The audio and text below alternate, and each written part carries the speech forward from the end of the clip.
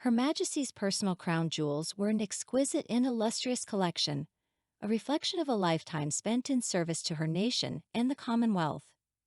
The Queen, who reigned for an impressive 70 years, possessed a dazzling array of jewelry that included not only family heirlooms, but also priceless treasures and gifts from world leaders.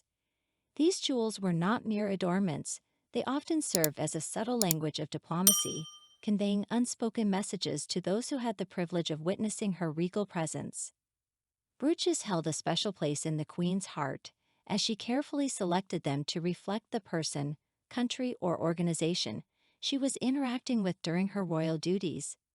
Each piece had a story to tell, and the Queen wore them with grace and elegance. One of the Queen's most striking attributes was her generosity in sharing her elaborate and simple jewelry pieces with other members of the royal family. Notable figures such as Meghan Markle, Sophie Wessex, Kate Middleton, and Camilla, Duchess of Cornwall, all had the privilege of donning pieces from her magnificent collection over the years. Upon the Queen's passing at the age of 96, it's only fitting to take a closer look at the opulence that was Her Majesty's jewelry collection. It encompassed a wide range of treasures, including glittering brooches, earrings, and necklaces, each with its unique story and significance. Some of these jewels had been passed down through generations of the royal family, while others were gifted to the Queen on momentous occasions such as her wedding, coronation, and jubilees. The most impressive pieces in her collection were reserved for high-profile state dinners and official functions.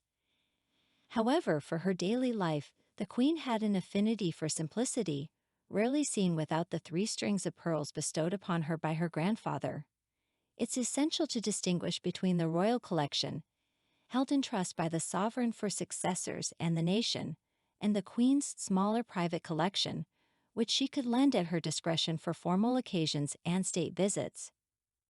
Despite being associated with an array of priceless tiaras, intricate brooches, and dazzling diamond earrings, the Queen often found comfort and elegance in her pearls. Pearls were the first serious pieces of jewelry she received, gifted by her grandfather George B during his Silver Jubilee in 1935. Among her cherished pieces were the 18th century Queen Anne pearl necklace and the 50 pearl Queen Caroline necklace, both given to her as wedding presents. The Queen's collection also included stunning necklaces from her coronation in 1953. One remarkable set was made from rare aquamarine stones, a gift from the President of Brazil. The necklace, crafted by Mappin and Webb in Rio de Janeiro, featured aquamarine stones set in diamond and platinum surrounds. It came with matching earrings and, in 1958, a large brooch and bracelet, with each stone meticulously collected from mines across Brazil. The Queen's penchant for aquamarines extended to a tiara that she adapted in 1971, replacing the pendant with a smaller stone and attaching the aquamarine to her tiara. She also cherished jewelry presents from family members, like the glittering festoon necklace given to her by her father in 1950. Made from 105 loose diamonds, this necklace was a testament to the royal tradition of preserving diamonds in pouches, marked C for crown, ready to extend necklaces or enhance tiaras. The Queen's choice of jewelry often conveyed her affinity for pearls, but she also appreciated the rich, exotic allure of rubies, sapphires, and emeralds. These gems resided in trays organized by color, rather than in the grand, ceremonial jewelry boxes. One particular ruby piece, shaped like a swag and set in gold with 2 central gemstones, held a special place in her heart. She favored it for foreign engagements and state banquets, such as the one in Turkey in 2008 and during the state opening of Parliament. The Queen's jewelry collection was not only a reflection of her regal status, but also a testament to her diplomatic finesse and her ability to convey messages through the language of gemstones. It was a treasure trove of history and sentiment that will continue to be celebrated and cherished for generations to come. Did Queen Elizabeth II ever wear gold jewelry? This question arises as the Queen was not commonly seen adorned in gold, as she often preferred silver or platinum for her everyday jewels. However, there is an intriguing exception in the royal collection: a gold and emerald necklace.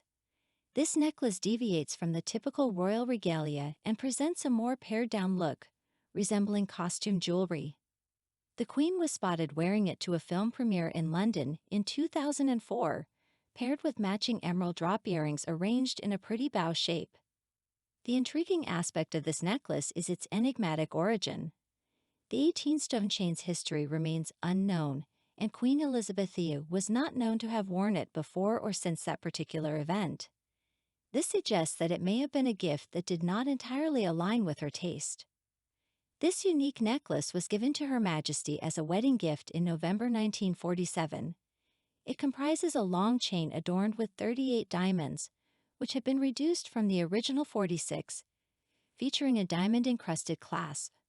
The central portion of the necklace was pave-set with a detachable double-drop pendant composed of 13 emerald-cut diamonds and a pear-shaped drop. The original necklace included 8 double-drop and 3 triple-drop pendants.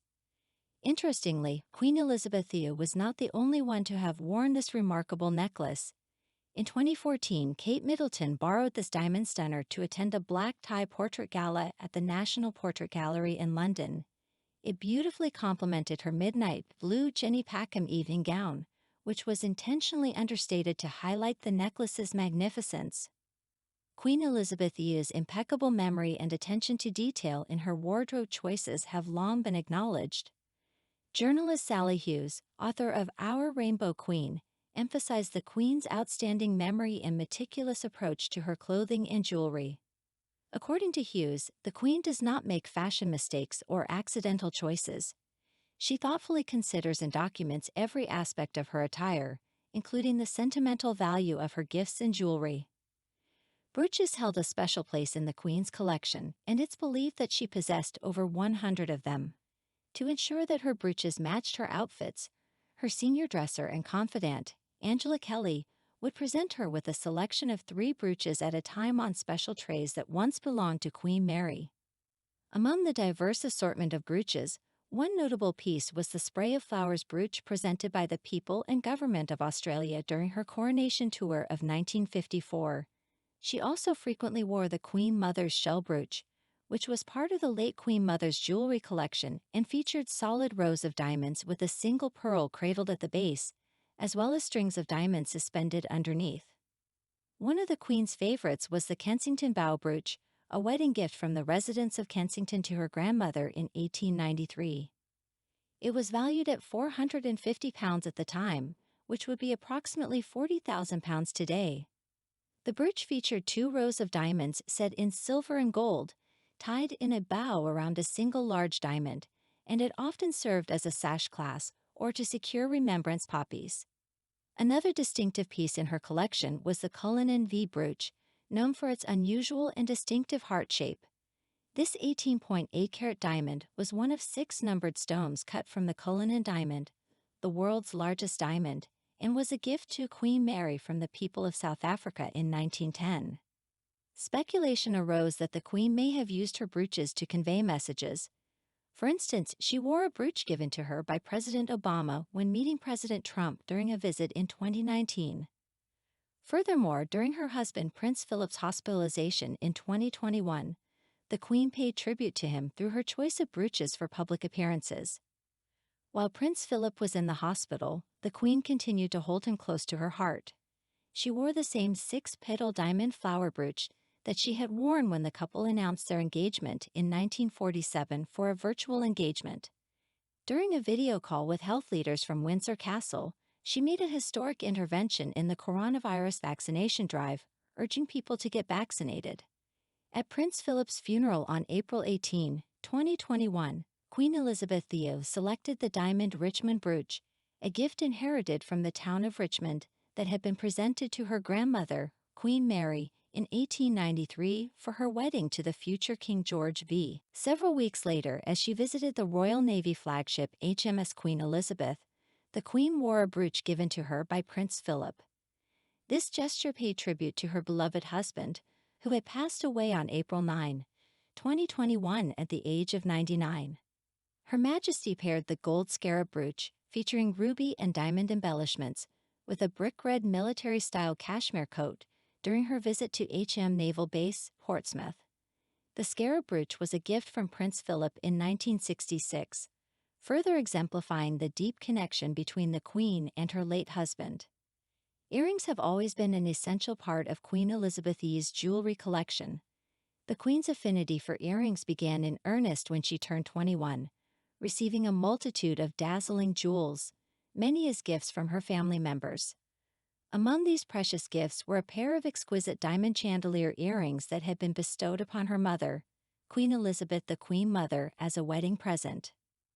As time went on, Queen Elizabeth II expanded her earring collection, eventually acquiring numerous pairs designed for pierced ears. In 1951, just before her state visit to Canada at the age of 25, she decided to have her ears pierced, succumbing to the inevitable trend. Among her enduring favorites were pearl earrings, and she often opted for a simple stud or pearl drop for her daily appearances.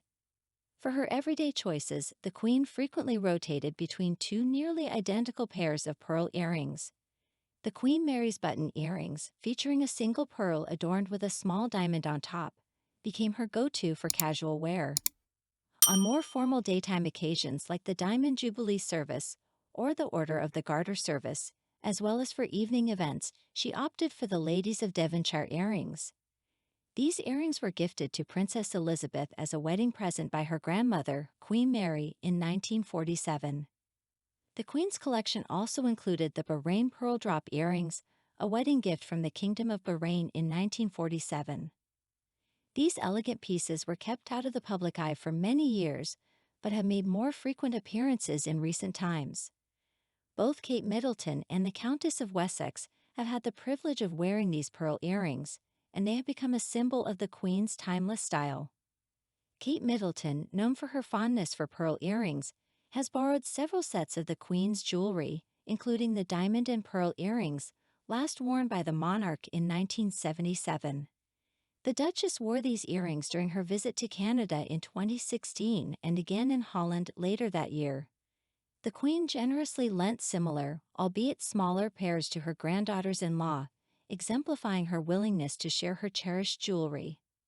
In 2021, the Duchess of Cambridge paid tribute to the Queen on her 95th birthday by wearing her pearl earrings during a visit to an Air Cadet center. These earrings, the Silver Jubilee Diamond and Pearl earrings, had originally been worn by the Queen to commemorate her Silver Jubilee in 1977. The visit was a touching tribute to the Duke of Edinburgh, who had served as Honorary Air Commodore-in-Chief of the squadron for 63 years, a role later taken over by Kate in 2015. The Queen's jewelry collection was not limited to pearls, as she occasionally adorned herself with large costume-style diamond pieces. The origin of some of these impressive diamond-adorned pieces, such as the teardrop-shaped diamonds, remains unknown. They were first spotted on the Queen at the state opening of Parliament in 2012, and they later graced Kate's ears during a gala at Kensington Palace in 2017. The Queen also had an array of necklaces, often complemented with matching earrings. One such set was the aquamarine set presented to her by the President of Brazil for her coronation. On occasions when she chose not to wear her signature pearls, she opted for pendants like the dazzling purple stones from the Kent Amethyst set, a collection that had once belonged to Queen Victoria's mother. Although the set included 3 brooches, a necklace, and hair combs, only the earrings were publicly showcased, worn to a state banquet in Portugal in 1985. Among her treasured earrings were the Duchess of Gloucester's pendants, originally owned by Queen Mary's great-aunt. These ornate diamond frames each contained an oval pearl drop. They were passed down to the Queen upon her grandmother's death in 1953 and have been worn on various occasions, including her wedding in 1947 and a visit to Mauritius in 1972. Shifting from earrings to bracelets, the Queen predominantly reserved them for formal occasions, including foreign tours and the state opening of Parliament. Her extensive collection included a set of 2 matching bracelets with chain links between diamond plaques, acquired from Queen Mary's collection. The Queen Mary bracelets were initially purchased in 1932, and a matching one was crafted 3 years later to hold a 9.75-carat diamond from the Premier Mines, a gift from her South African visit.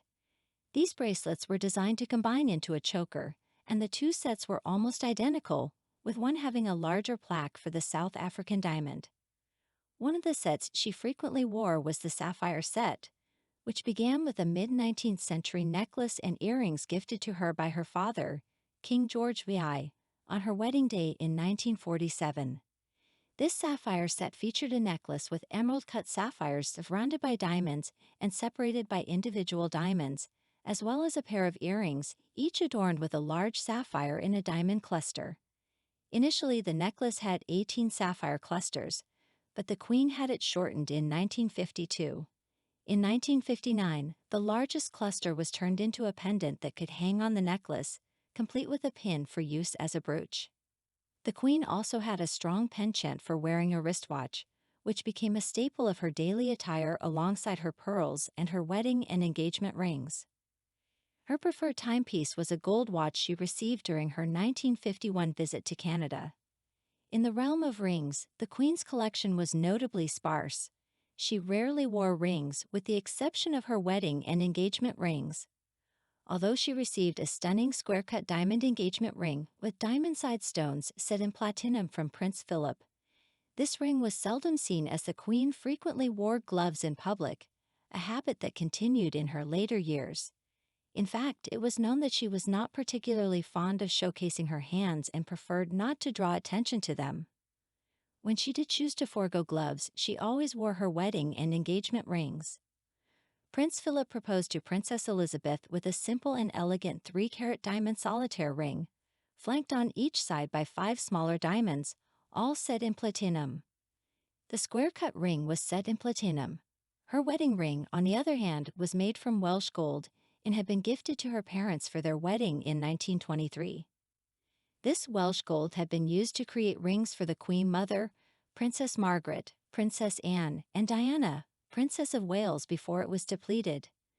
The Duchess of Cambridge's wedding ring was also fashioned from a piece of Welsh gold that the Queen had given to Prince William after their engagement. In summary, Queen Elizabeth I's jewelry collection was a testament to her impeccable taste and the historical significance of each piece. Her earrings, bracelets, and rings all held special places in her heart, and they were often chosen to complement her regal attire on various occasions. From the classic elegance of her pearl earrings to the resplendent sapphire set and diamond pieces, each accessory was a reflection of the Queen's enduring style and grace.